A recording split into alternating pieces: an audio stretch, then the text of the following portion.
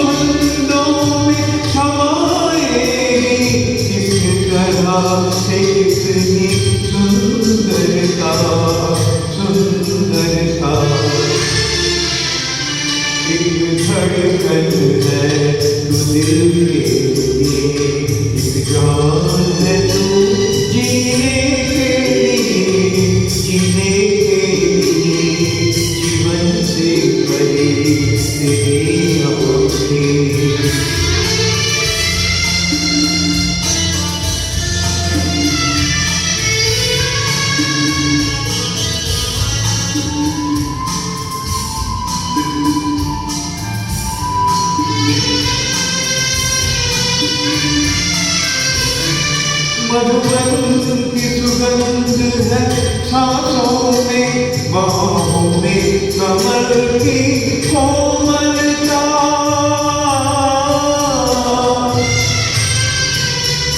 किरणों का तेज है चेहरे पे, किरणों का तेज है चेहरे पे, किरणों की है तुझ में चंचलता चंचलता। आंचल का तेरे है तारुवत, देखा जीवन सीने के लिए, सीने के लिए जीवन से भरी तेरी आँखें मजबूर करे जीने के लिए, जीने के लिए।